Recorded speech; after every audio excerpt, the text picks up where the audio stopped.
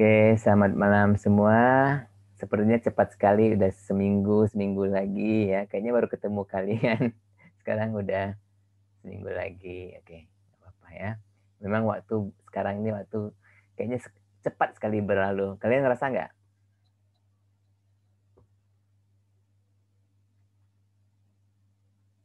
Iya, Pak. Iya. Sekarang kita belajar mengenai, kan kita udah dasar-dasar farmakologi kita udah habis ya. Sekarang kita mulai memasuki sistemnya ya, sistem farmakologi. Jadi sekarang pertama adalah sistem saraf otonom. Ya, hari ini kuliah pengantar farmakologi sistem saraf otonom. Ya. Nah, mungkin kalian sudah dapatkan yang ini, pelajaran ini yang dari Bu Rizky ya pada waktu anatomi fisiologi 1 ya. Tapi nggak apa-apa, kita coba ulang penyegaran bersama-sama ya. Sistem saraf atau nervous system, ya sistem saraf dibagi menjadi dua, yaitu sistem saraf pusat, yaitu bahasa Indonesia kita singkat SSP. Kalau bahasa Inggrisnya CNS, ya Central Nervous System. Dan sistem saraf tepi, yaitu kita singkat SST, ya atau bahasa Inggris Peripheral Nervous System (PNS). Ya. Nah, maksudnya dari saraf tepi, karena saraf tepi, maksudnya adalah saraf yang neuronnya terletak di luar otak dan tulang belakang. Ya, jadi kalau saraf pusat itu kan otak dan tulang belakangnya, brain sama spinal cord, oke, otak dan tulang belakang ya. Nah, kalau saraf tepi maksudnya saraf itu neuronnya ada di luar itu, oke.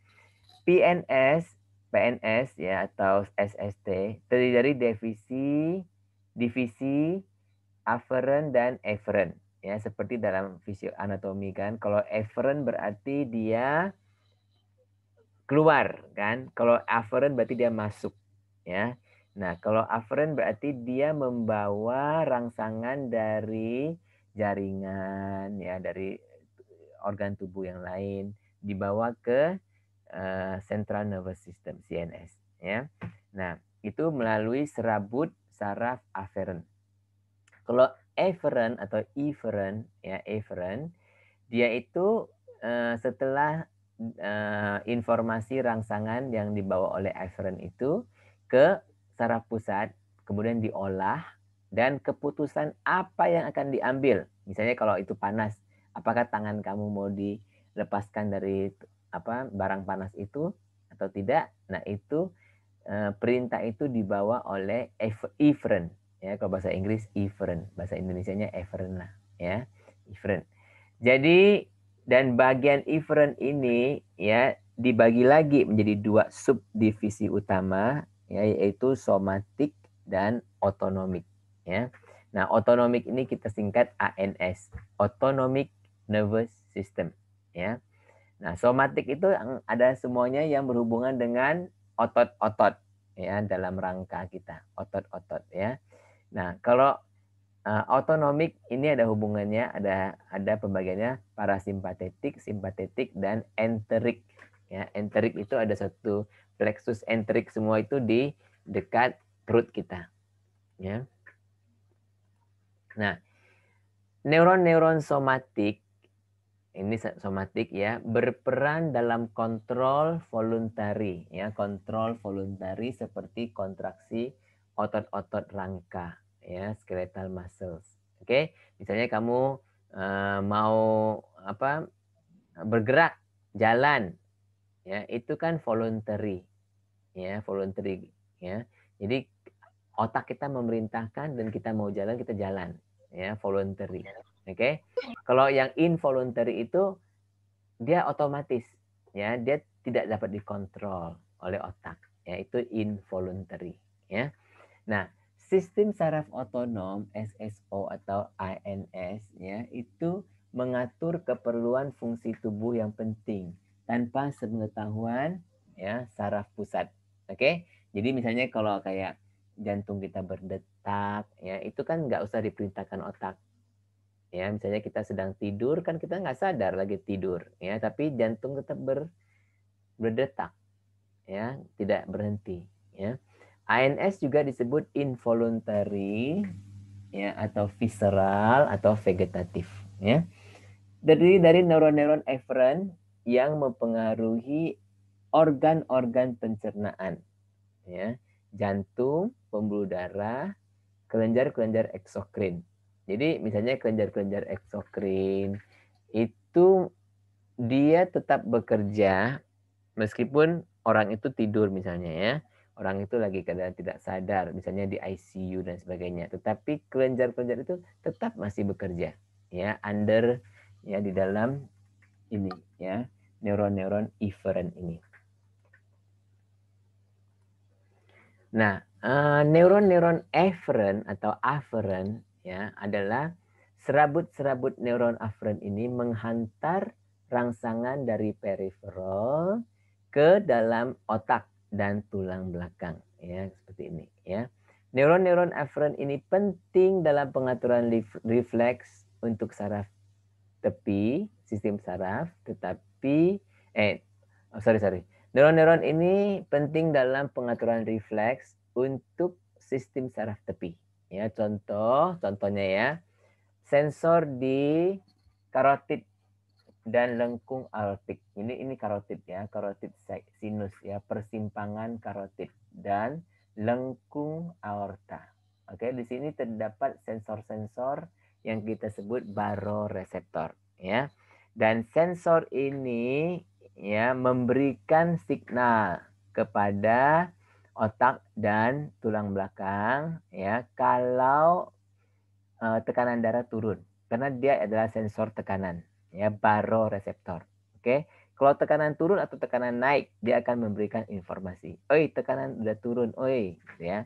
Tolong kamu produksi lebih banyak lagi. Jadi nanti ini kan aferen.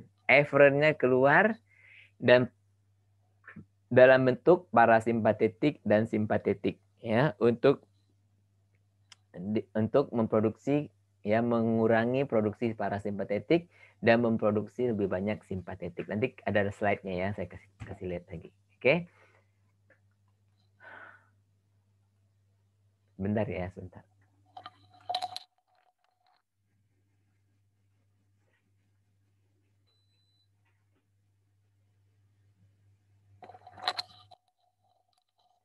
Nah, ada juga neuron-neuron eferen ya.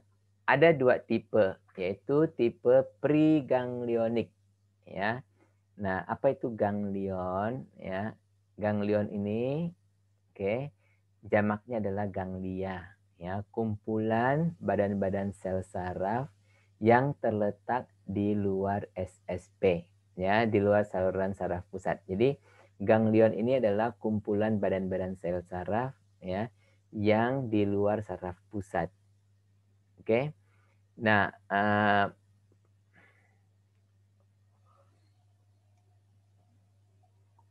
jadi dia kan semacam ini kan kalau kalian lihat sini ya adalah brainstem, batang otak atau saraf tulang belakang ya, dan di sini ada badan sel.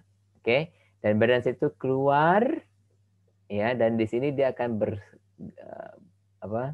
menyambung ya dengan di ganglion itu ya.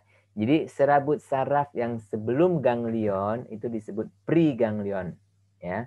Dan setelah ganglion itu disebut postganglion.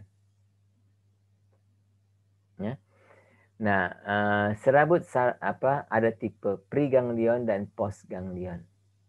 Badan sel saraf preganglionik berada di dalam SSP. Kamu lihat ini kan badan sel ya. Badan sel yang preganglionik dia berada dalam batang otak ya, di dalam SSP.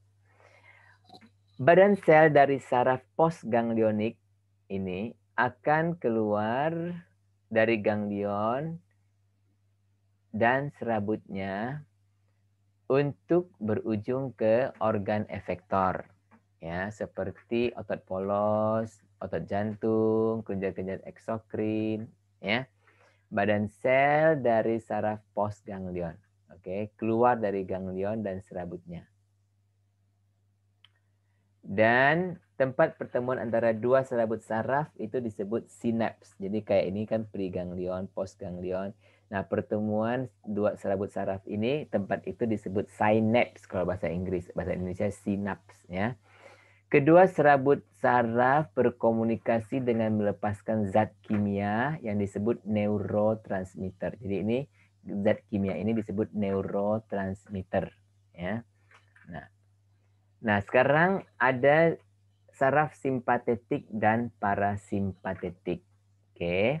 Nah, SST saraf tepi eferen dibagi jadi tiga yaitu sistem simpatetik, parasimpatetik dan saraf enterik.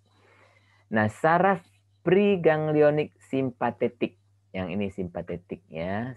Ini simpatetik ini preganglionik ya.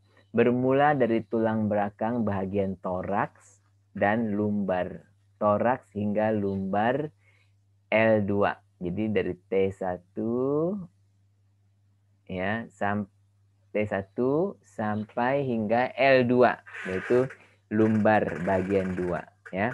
Nah, saraf preganglionik parasimpatetik yang ini ya, saraf preganglionik parasimpatetik ya. Bermula dari saraf kranial 3 yaitu saraf okulomotor, 7 yaitu saraf fasial, 9 yaitu glossopharyngeal dan saraf yang ke-10 ya yaitu vagus. Jadi okulomotor, fasial, glossopharyngeal dan vagus, oke. Juga dia dari sini ya dan dari sini ya dari daerah sakrum. Dan dari daerah sakrum 2 hingga S2 sampai S4 ya. Sakrum 2 sampai sakrum 4 ya. Dan ini makanya disebut saraf parasimpatetik ini disebut kraniosakral. Kranio karena dia dari kranial, saraf kranial dan sakrum ya disebut kraniosakral ya.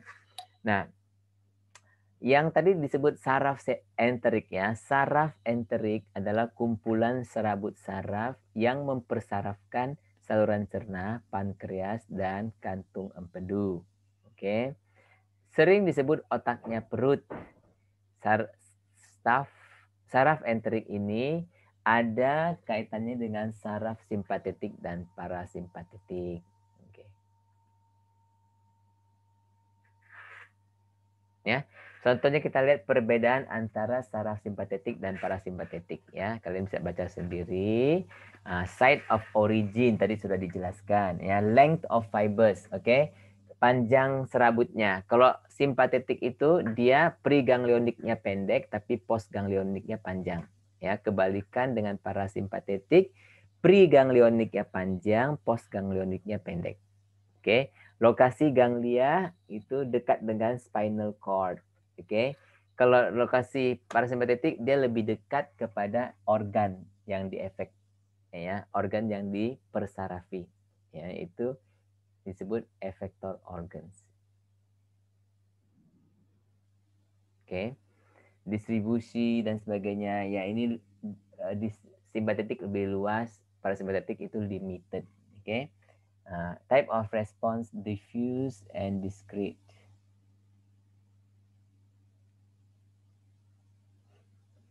Oke. Nah, jadi dia biasanya bekerjanya berlawanan ya. Misalnya kayak simpatetik itu memperbesar pupil. Parasimpatetik itu menciutkan pupil, kontraksi ya. Contohnya lah, ini simpatetik menghambat pengeluaran saliva. Kalau ini memacu produksi saliva ya, saliva. Ini meningkatkan kerja jantung kalau yang simpatetik. Ya, kalau yang parasimpatetik justru memperlambat denyut jantung. Ya. Jadi dia biasanya berlawanan-lawanan. Kalian bisa baca sendiri. Oke. Nah, ini juga sama, cuman ini dalam bahasa Inggris aja ya. Nah, kalau yang merah itu adalah simpatetik, yang biru itu adalah parasimpatetik ya. Jadi kalau kalian lihat ya, kebanyakan organ itu dua ya, dipersarafi dua, yaitu simpatetik maupun parasimpatetik ya. Kecuali beberapa aja yang satu aja yang dominan. Misalnya adrenal medula itu yang dominan adalah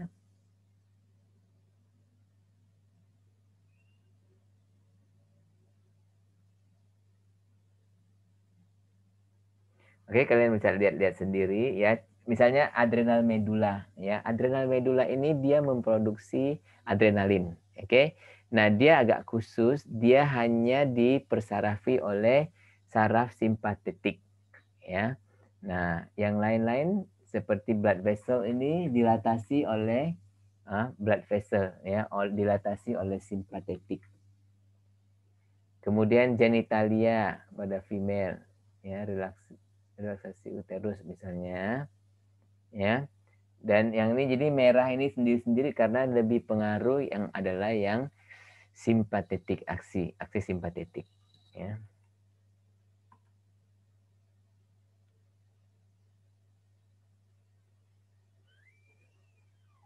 Oke. Now, hubungan antara susunan saraf pusat dan susunan saraf tepi ya. Rangsangan kepada reseptor-reseptor di jaringan akan diteruskan oleh serabut saraf aferen yang tadi saya sudah jelaskan ya. Disampaikan ke CNS seperti hipotalamus dan medula oblongata dan saraf tulang belakang. CNS kemudian mengolah data dan membuat pengaturan dan respon disampaikan melalui serabut saraf afferent. Oke. Nah, contohnya kalau tekanan darah ini ya, tekanan darah tubuh kita. Kalau tekanan darah turun, maka rangsangan kepada di sini kan dari yang tadi saya sebut ada baroreseptor ya di tempat ini, yaitu dalam dalam ini aortic arch ya. Jadi selalu ya, lengkungan aortik dan carotid sinus, yaitu persimpangan di karotid ini ya. Dan dia banyak reseptor. Kalau reseptornya itu kurang tekanan darah turun. Jadi sehingga reseptornya itu kurang tekanan kan, kurang tekanan dan dia akan mengirimkan informasi aku sudah kurang tekanan ya. Nah, jadi ini akan melalui saraf eferen yang ke-10 yang akan memperlambat denyut jantung ya. Atau juga melalui simpatetik. Kurang tekanan darah. Jadi ini saraf eferen ini ya diperintahkan untuk lebih tidak aktif. Ya, kalau dia karena eferen ini dia saraf 10 ini dia memperlambat denyut jantung. Jadi kita menghalangi dia, kita memblok dia ya supaya denyut jantungnya naik lagi. Dan juga ada simpatetik ya, simpatetik yang akan pasti mengeluarkan acetylcholine and all this. Simpatetik berarti mengeluarkan adrenalin, noradrenalin ya. Dia akan membuat jantung berdenyut lebih kuat dan lebih cepat. Oke. Nah, itulah bagaimana saling mempengaruhi.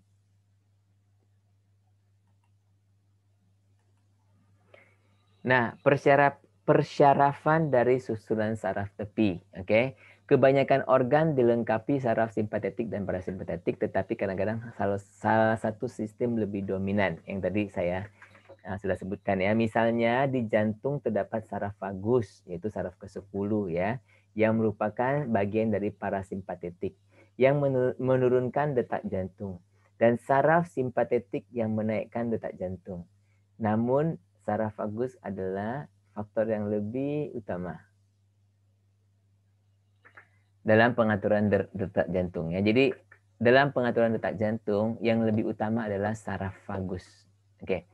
Ada juga organ-organ lain yang hanya menerima persyarafan dari si saraf simpatetik. Contohnya medula adrenal itu hanya adrenergic ya.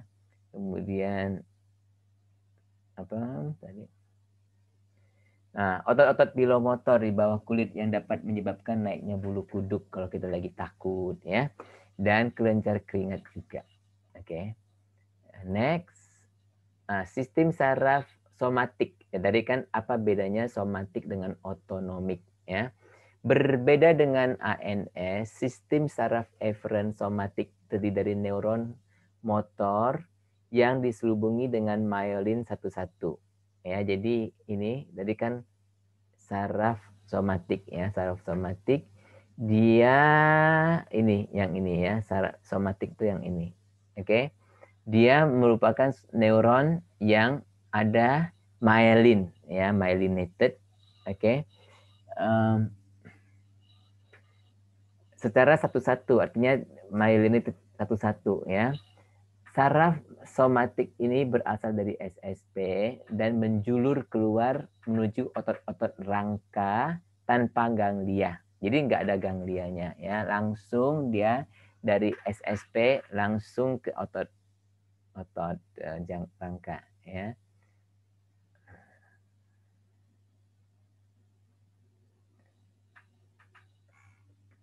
Nah, karena dia ada dia mempunyai dia tiada tanpa ganglia ya, nggak ada ganglion dan juga dari myelin sheath.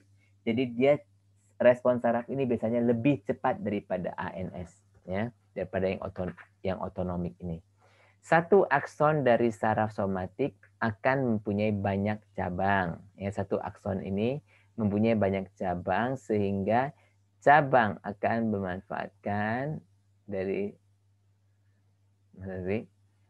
jadi akson ini dari saraf somatik ini akan mempunyai banyak cabang ya, dan setiap cabang akan dipersarafi satu serabut otot, akan mempersyarafi satu serabut otot. Jadi satu neuron somatik dapat mempersyarafi 100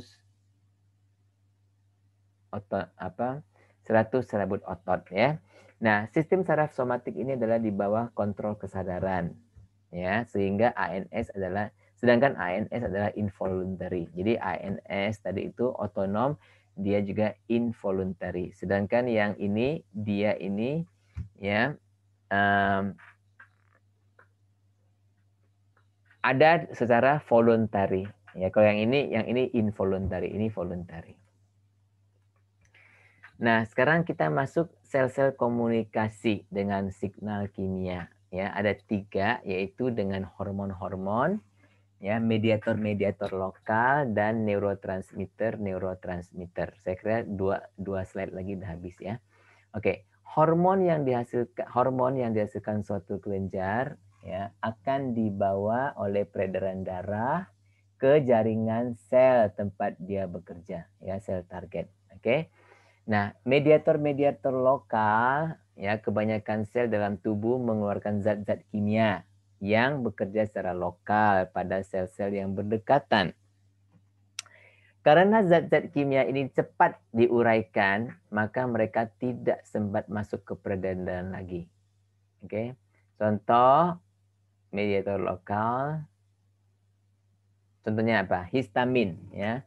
Histamin yang dilepaskan oleh muscle share karena apa? Karena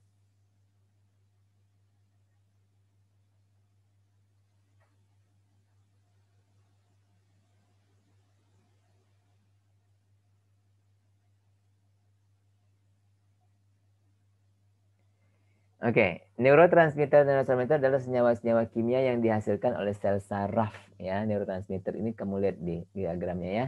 Dia dihasilkan oleh sel saraf ya untuk komunikasi antara sel-sel saraf dan antara sel saraf dengan organ efektor. Ya, bisa.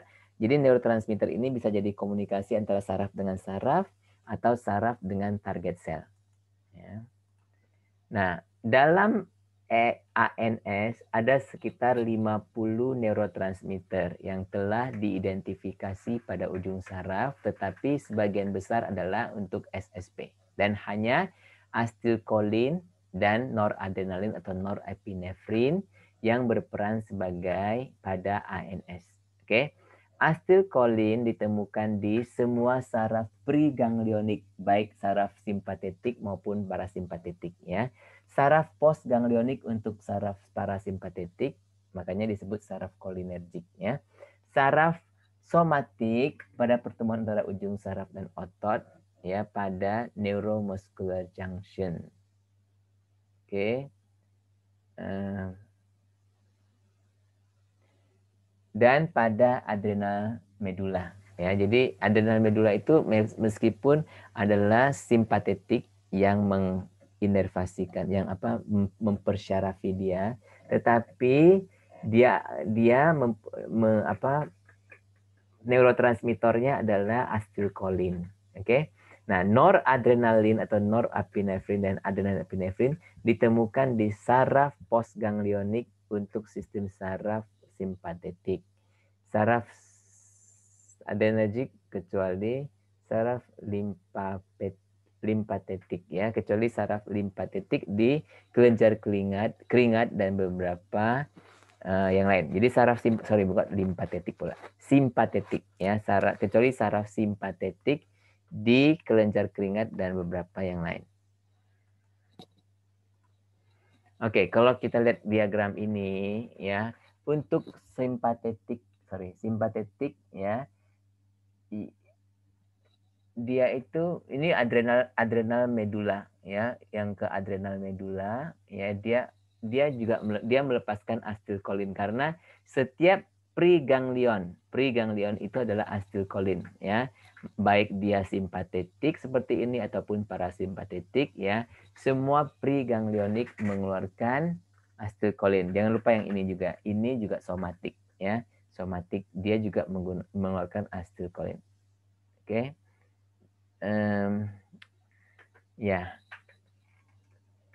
Dan sedangkan postganglionik ini kan ganglionnya ya. Postganglionik, nah ini perbedaannya. Kalau yang simpatetik, postganglionik akan mengeluarkan norepinefrin. Sedangkan yang parasimpatetik akan mengeluarkan acetylcholine.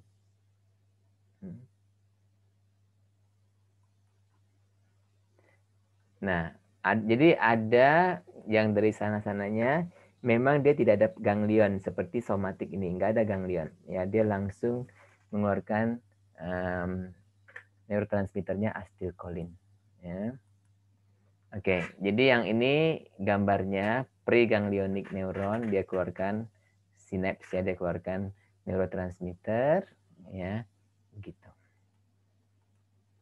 Nah, ini juga ya pada sinaps ya akan neurotransmitternya akan diikat pada sinaps ini.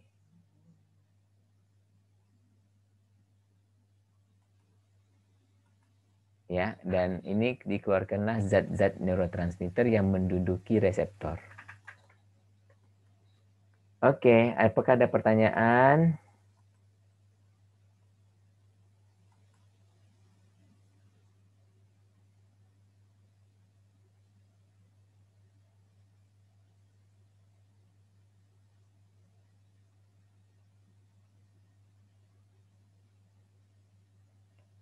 Mana ini kita ini ya?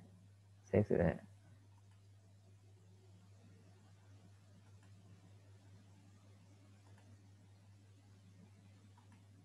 Sebentar ya, jangan ini dulu. Saya mau apa? Oh ya, ada pertanyaan nggak?